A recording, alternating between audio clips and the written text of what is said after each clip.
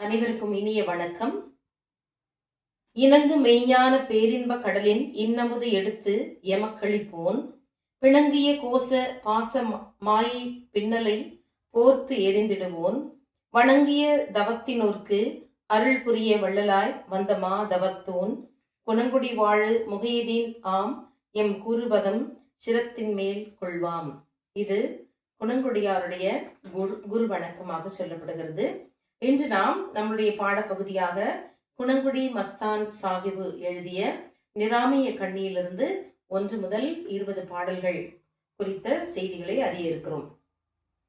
குணங்குடி மஸ்தான் சாஹிபு அவர்கள் 47 ஆண்டுகள் வாழ்ந்தவர். இவ்வுலகில் 1788 முதல் 1835 வரை இவருடைய வாழ்வு காலம் என்று சொல்லப்படுகிறது. சுல்தான் அப்துல் காதிர் எனும் இயற்பெயர் கொண்ட இவர் இஸ்லாமிய சித்தர் எனவும் கருதப்படுகிறார். அத்தர் வியாபாரம் செய்து வந்தவர். இவரின் பாடல்கள் தத்துவ பாடல்கள், மெய்ஞான பாடல்களை பாடும் சூபி புலவர் என்றும் இவர் சொல்லப்படுகிறார். ராமநாதபுரம் மாவட்டம் குணங்குடி என்ற சிற்றூரில் பிறந்த இவர் 17 வயதில் துறவு பூண்டவர். சமய பொதுமையை பேசியவர். வெண்பா, விருத்தம், கண்ணி என மூவகை பாக்களில் இவருடைய பாடல்களை அவர் பாடியிருக்கிறார். இவருடைய வாழ்க்கை என்று சொல்லி பார்க்கின்ற பொழுது இவருடைய குணங்குடியாரின் பாடல்களில் வெளிப்படும் சைவ சித்தாந்த கோட்பாடுகள் சிறப்பாக சொல்லப்படுகிறது. அதாவது சாலோகம், சாமீபம், சாரூபம், சாயுச்சியம். சாலோகம் என்பது கடவுளுடன் ஓரிடத்தில் உறைவது, சாமீபம் என்பது கடவுளை அணுகி இருக்கும் நிலை, சாரூபம் என்பது கடவுளை போல் வடிவம் பெறுவது, சாயுச்சியம் என்பது ஜீவான்மா பரமாத்மாவுடன் இரண்டர கலப்பது. இதுவே வாழ்வின் உச்சமாக கருதப்படுகிறது. இந்த 4 நிலைகளையும் உணர்த்தும் குணங்குடியாரின் பாடல் இதோ. மூல பிராணனை சன்மார்தமெனும் முழங்கிவிட்டு அருள் புரியவும், மும்மண்டலங்களும் முட்டும்படிக்கு அங்கி மூட்டி வைத்து அருள் புரியவும், மேலாம் பதம் காட்டு மெய்ஞான நூல் ஏணி மேல் ஏற்றி அருள் புரியவும், மேலும் மேலும் 4ஆம் படி கடத்தின் மேல் மேலும் ஏற்கு அருள் புரியவும், சாலோக சாமீப சாரூப சாயுச்சிய சந்தானம் அருள் புரியவும் வேண்டும் என்று இவர் பாடுகின்றார். இனி நம் பாடப்பகுதிக்குள் நாம் செல்வோம். முதல் பாடல். ஆதி முதலே அகண்ட பரிபூரணம் என்று ஓதும் குடிகொண்டோனே நிராமயமே. அதாவது இது நிராமய கண்ணி என்பதனால் ஒவ்வொரு பாடலின் முடியிலும் நிராமயமே என்று சொல்லி முடியும். ஆதி முதல் என்று சொல்லும் பொழுது தொடக்க முதல் அகண்ட பரிபூரணம், அதாவது எல்லா இடங்களிலும் நீக்கமர நிறைந்திருக்கக்கூடியவர் என்று அறிஞனால் சொல்லப்பட்ட குணங்குடி கொண்டவனே நிராமயமே என்று சொல்லி அழைக்கின்றார். தேசிகனான் என்றே திருநடனம் ஆடுகின்ற வாசம கோசரமே வாழி நிராமயமே. அதாவது வாசம கோசரம் என்பது வாக்குக்கு எட்டாதது, அதாவது சொல்லுக்குள் அடங்காதது என்று சொல்றாங்க. குருநாதன் நானே என்று திருநடனம் ஆடுகின்ற வாக்குக்கு எட்டாத பேரின்ப பரம்பொருளாக இருக்கின்ற நீ வாழ்க நிராமயமே என்கின்றார். சுத்த திருவடியில் சொக்கி அருள் பெறும் முன் செத்து இறந்து போனால் என் செய்வேன் நிராமயமே. அதாவது பரிசுத்தமாகிய உன் திருவடியில் அழுந்தி உன் அருள் பெறுவதற்கு முன்னமே என்னுடைய உயிர் போய்விடும் என்று சொன்னால் நான் என் செய்வேன் நிராமயமே என்று கேள்வி கேட்கின்றார். அதாவது சொக்குதல் என்று சொன்னால் லயித்தல், அதாவது இறைவனில் லயித்து வாழ்கின்ற இயைந்து வாழ்கின்ற அந்த தன்மையை அங்கு கேட்கின்றார். கண்ணே மணியே என் கண்ணிறைந்த காரணமே விண்ணே மெய்ஞான வெளியே நிராமயமே. அதாவது கண்மணி என் கண்ணுள் நிறைந்து காரண பொருள் ஆக ஆகாயமே மெய்ஞானமே வெளியே, அதாவது மெய்ஞான வெளியே ஒளியே நிராமயமே என்று சொல்லி அவர் பாடுகின்றார்.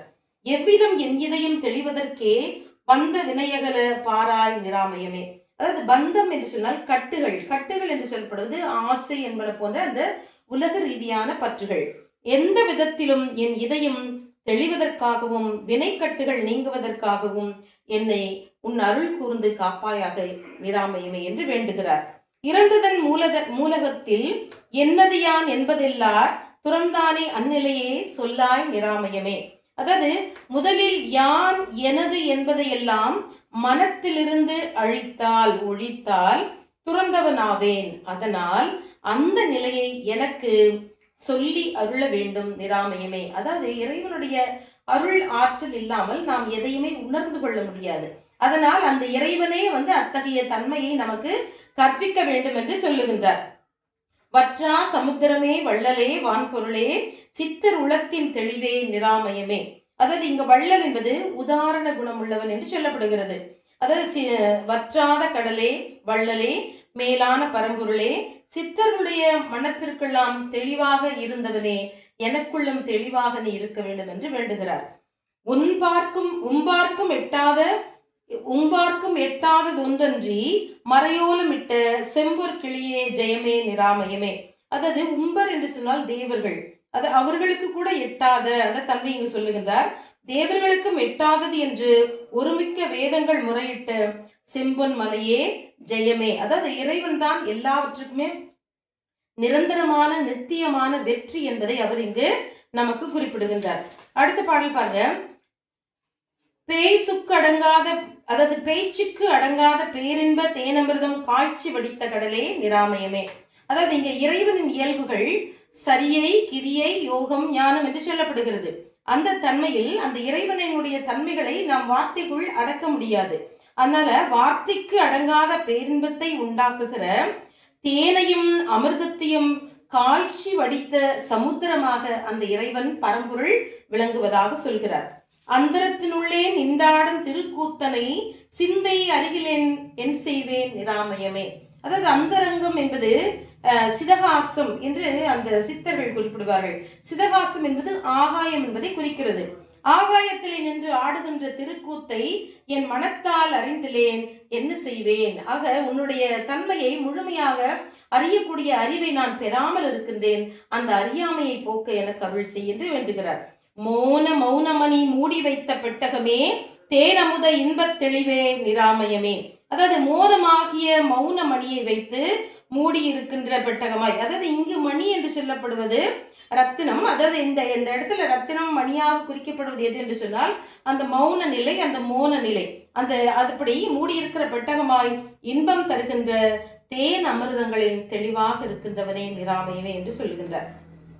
மண்பட்ட நெஞ்ச மயக்கமெல்லாம் தீர அருள் பண்பட்டார்க்கு அல்லோ பயன்கான் நிராமயமே. அதாவது பண்படுதல் என்று சொன்னால் பக்குவப்படுதல், பழகுதல், நல்ல நெறிகளில் நம்மை நாமே பழக்குதல். அதான் சொல்றாங்க, அந்த மண்ணுலைகள் பிறந்த மனமயக்கு முழுவதும் நீங்கும்படி, இந்த உலக ரீதியான பற்றுகளிலிருந்து நாம் விலகும்படி அருளில் பண்பட்டார் கல்லோ பயன் உண்டாவது நிராமயமே என்று இங்கு குறிப்பிடுகிறார். அடுத்தது மன வாக்கு அணுகா மறைந்தவான் செஞ்சுடரே இனம் ஆதியற்ற இறையே நிராமயமே. அதாவது இறைவன் ஆதி அந்தம் இல்லாதவன், அருட்பெருஞ்சோதியாக விளங்கக்கூடியவன், அங்கிங்கேனாதபடி எங்கும் பிரகாசமாய் ஆனந்த பூர்த்தியாகி அருளோடு நிறைந்திருக்கக்கூடியவன். அத்தகைய இறைவன் மனவாக்குகள் அணுக ஒண்ணாமல் மறைந்து நின்ற மேலான செஞ்சுடராக விளங்குகின்றான். அதாவது சாதாரணமான நிலையில் நாம் அவனை அணுகி ஆராய அறிந்து கொள்ள முடியாது என்பது இங்கு கருத்தாக சொல்லப்படுகிறது. பார்க்கும் இடமெல்லாம் பரிபூரணமாக இயற்கையுடன் நின்ற இயல்பை நிராமயமே. இயற்கை என்று சொல்லப்படுவது இங்கு இயற்கை. பார்க்கும் இடமெல்லாம் பரிபூரணமாக, இப்ப போன பாடல்ல கருத்துல சொல்லும் போது, அதாவது இறைவன் இந்த இயற்கையில் நீக்கமர நிறைந்திருக்கின்றான். அதாவது பார்க்கும் இடமெல்லாம் பரிபூர்ணமாக வியாபித்திருக்கின்ற இயல்புடையவனே, இயற்கை எனும் இன்ப பரம்பொருளே நிராமயமே என்று மகிழ்கின்றார். விண்ணு முதல் மண்ணாய் விளங்கி நின்ற மெய்ச்சுடரே கண்ணே என் இன்பக்கடலே நிராமயமே. அதாவது விண் முதல் மண் வரை விளங்குகின்ற மெய்யொளியாக இருக்கக்கூடியவன், என் கண்ணுக்கு ஒளியாக இருக்கக்கூடியவன், என் கண்ணுள் மணியாக இருக்கக்கூடியவன் அந்த இறைவன் என்கின்றார். துன்புறும் என் நெஞ்ச துயரம் எல்லாம் தீர்க்க எனக்கு அன்புருவாய் நின்ற பொருளே நிராமயமே. துன்பம் அடைகிற என் மனத்துயரம் அனைத்தையும் நீக்கும்படி எனக்கு அருள் உருவாய் நிற்கின்றவனே இறைவனே நிராமயமே. அங்கிங்கி என ஒன்னா அகண்ட பரிபூர்ணமாய் எங்கும் நிறைந்த இறையே நிராமயமே. அங்கு இங்கு என்று சொல்ல முடியாதபடிக்கு எங்கும் வியாபித்திருக்கின்ற நீக்கமர நிறைந்திருக்கின்ற நித்திய பரம்பொருளே நிராமயமே என்று சொல்கின்றார். அடுத்தது பாருங்க. நாட்டும் இருவினையும் நாட்டார் உணதொருளின் திரட்டானதென்ற திறமே நிராமயமே. அதாவது தெளிவுள்ள உயிர் நல்வினை தீவினை என்னும் இரு வினைகளில் நின்று விலகும் திறத்தை உன் அருளாலேயே அடைய முடியும். அதாவது இறைவன் என்று சொல்லப்படக்கூடியவன் இருவினை சேரா இறைவன் என்று சொல்லி வள்ளுவம் சொல்லுகிறது. அப்படி அந்த இருவினை சேரா இறைவனுடைய திருவடிகளை தொழுது கொள்வதற்கு நமக்கு அருள் வேண்டும். அந்த உன் அருளை, இறை அருளை எனக்கு தா அப்படி சொல்லிட்டு கேட்கிறார். படர்ந்த மணங்குடியாம் பக்குவர் பாசாடவியை தொடர்ந்து தொடர்ந்து எட்ட துணிவார் நிராமயமே. அதாவது பந்த வாசங்களை பக்குவம் அடைந்தவரே தொடர்ந்து விட்டுவிட முயலுவர். யாருக்கெல்லாம் அந்த தெளிவு ஞானம் இருக்கிறதோ அவர்கள்தான் இந்த உலக ரீதியான பற்றுகளை தொடர்ந்து விட முனைவார்கள். உன் படர்ந்த மனக்குடிலில் இடம் பிடிக்கும் அந்த பக்குவத்தை எனக்கும் நீ கற்றுக்கொடு என்று சொல்லி குணங்குடியார் இங்கு கேட்கின்றார். உத்தமர்கட்காக உளுத்த புலையர் எனும் பித்தர் நெறியுளரோ பேசாய் நிராமயமே. அதாவது பித்தம் என்பது மயக்கம், புலையர் என்பது நீசர், இடிந்தவர் என்று சொல்லப்படுகிறது. உலகின் நிலையாமை உணராமல் புத்தி கெட்டு அலையும் பித்தர்களின் பைத்தியக்காரர்களின் நெறி உத்தம வாழ்வுக்கு ஆகாது என்ற உண்மையை, மெய்ஞான பொருளை, ஞான வெளிச்சத்தை நாங்களும் உணர்ந்து கொள்ள எங்களுக்கு அருள் செய் என்று சொல்லி அந்த குணங்குடியார் இறைவனை, பேரின்ப பரம்பொருளை நிராமயமே என்று சொல்லி அழைத்து இத்தனை பாடல்களை பாடியிருக்கிறார். இத்துடன் இன்றைய வகுப்பை நிறைவு செய்து கொள்வோம். மீண்டும் அடுத்த வகுப்பில் சந்திப்போம். நன்றி, வணக்கம்.